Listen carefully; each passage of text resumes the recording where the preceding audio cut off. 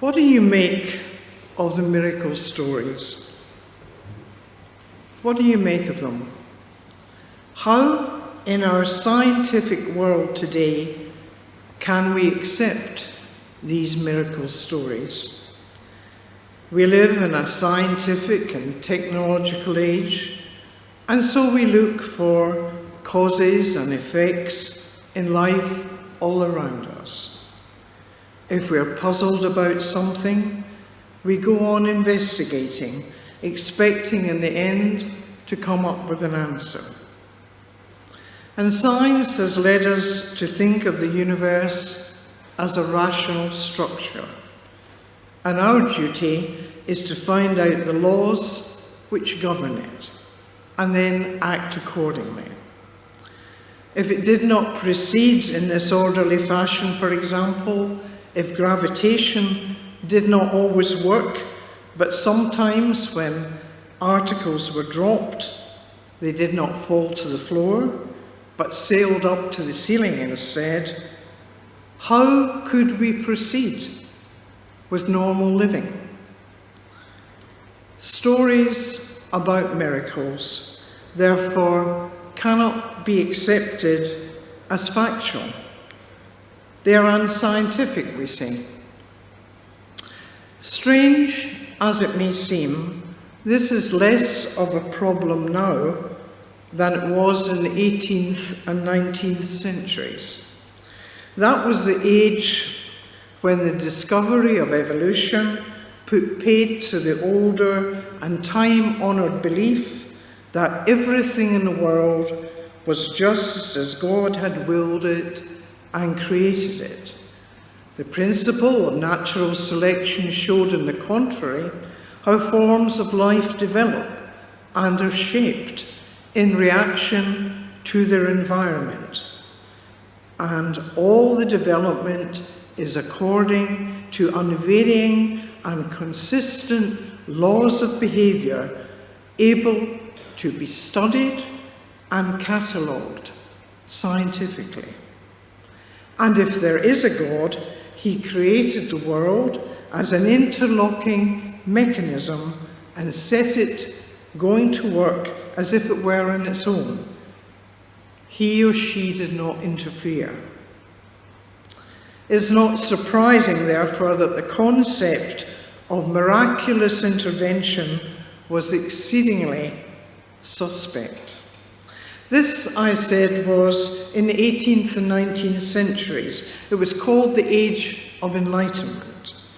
It would be unfair to assert that the concept of miracles was ruled out altogether, but miracles were thought so unlikely as not to be worthy of serious attention.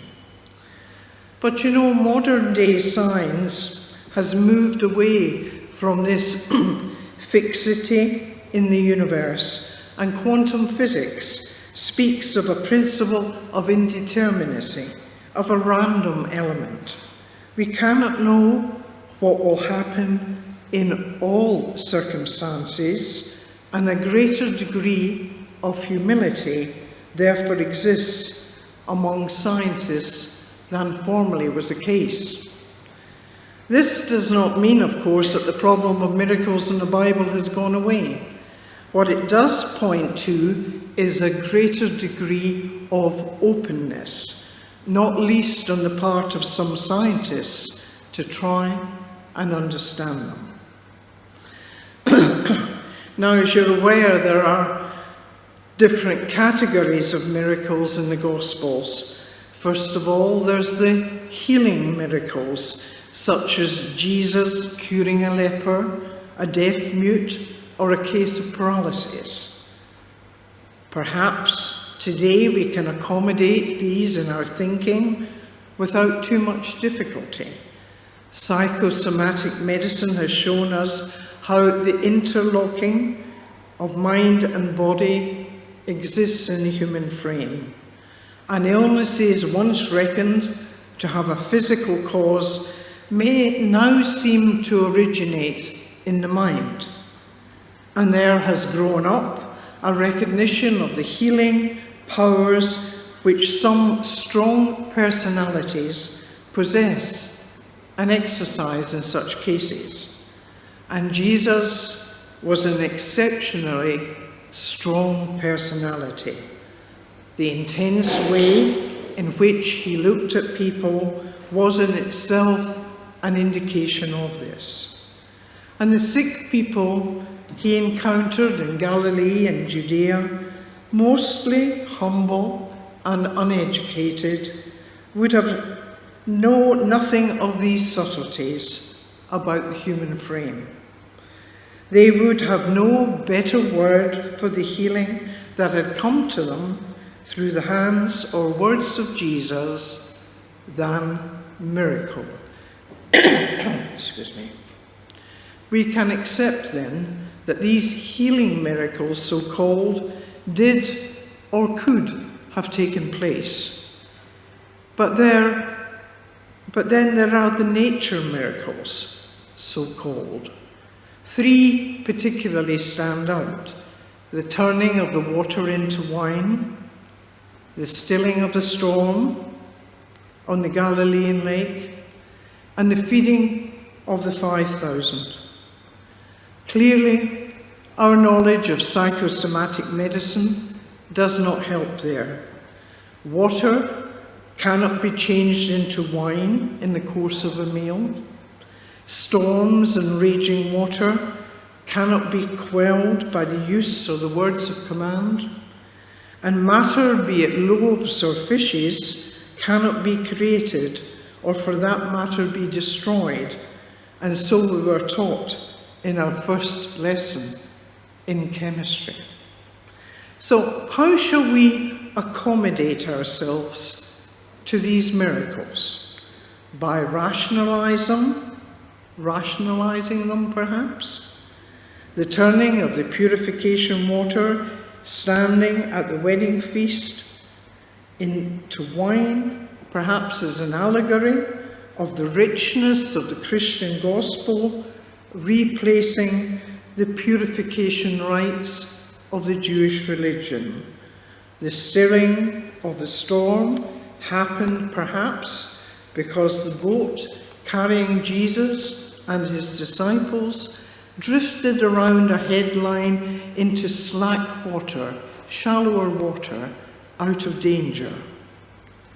The feeding of the 5,000 took place, perhaps when a boy with his 5 loaves and 2 fish shared it with someone nearby at Jesus' instigation and encouraged everyone else to share the food that they had tucked away. The miracle was people being willing to share what they possessed. But you know, it has to be said that none of these explanations is really convincing. They have removed the miracles, and if not exactly making the events commonplace, certainly left them with very little, if anything, to explain. And so we pass to the third group of miracles, 2 in fact which are so embedded in the story of Jesus that it's hard, if not impossible, to explain them away. This is in one sense true of all the miracles of Jesus. They're an integral part of the narrative. To take them out and keep the whole is like trying to manage an umbrella without a frame. But to return to the 2 great miracles, they are the virginal conception of Jesus and his resurrection from the tomb. Perhaps it's possible to accept the incarnation, that is, the Word of God become flesh and known as Jesus of Nazareth, without being tied to the idea of a virgin birth. The miraculous nativity stories in Matthew and Luke's Gospel, it is suggested, should be read symbolically. They are a pictorial way of saying that Jesus was special. these stories are a bit like a preview, a taster of what is to come. In his life, Jesus demonstrated an intense commitment to God, so much so that he disclosed what God is like. In other words, we see God through Jesus. Now, some Christians are satisfied with this interpretation, but what is to be done about the resurrection of Jesus? The Christian gospel depends on this. Without it, it is difficult to see how Christian preaching really has a message which could be called news, good news. Of course, all manner of arguments have been and are advanced to explain away the resurrection, and far too many to mention here, such as that the tomb wasn't really empty and the appearances were hallucinations. But you know, never was an event so subject to scrutiny. The wonder is that, in fact, the miracle is that the resurrection has withstood all the onslaught against it. Why is this?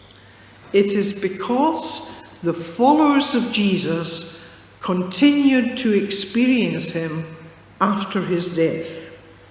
And what is more, these kinds of experiences have continued among Christians even today. That is a fact which ought to make us cautious about rejecting the miraculous element in the ministry of Jesus as a whole.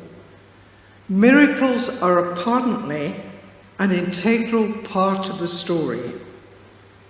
And now for my third point, and for that matter my last point. The miracles were not stunts. They were not carried out to overpower people's minds with astonishment, so that they were willing to believe anything. There's a story at the beginning of Jesus' ministry, before he actually began, when he was tempted to throw himself down from the pinnacle of the temple and walk away unharmed. Of course, crowds would have flocked to such a wonder worker, but Jesus refused it. This was not his way.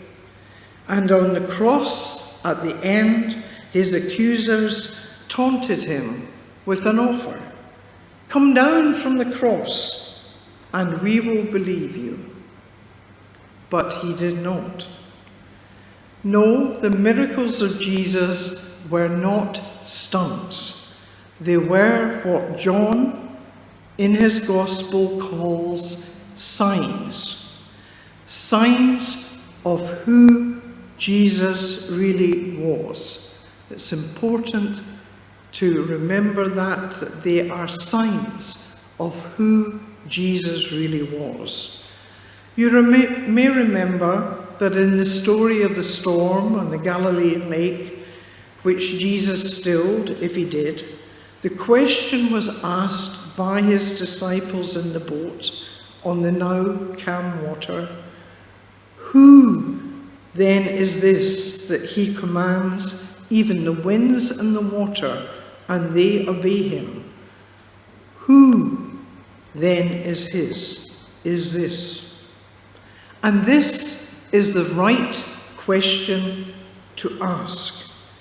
This is the right question to ask in the presence of the miracles of Jesus. What do they tell us about Jesus? What do they tell us about him? What do they signify? Now, it's very easy for a modern reader to misread an old text. Miracles present problems for us today, and so we focus on the miraculous acts. And this leads us to asking the question, how? How did it happen? But for the authors of these stories, these miraculous elements were incidental to their real intention. In other words, these stories were told to bring out the significance of a person's life. And one fact stands out. Far from being stunts, the miracle stories in the Gospels are there to nourish our faith by conveying to each one of us that God cares. And this is something we all need to hear.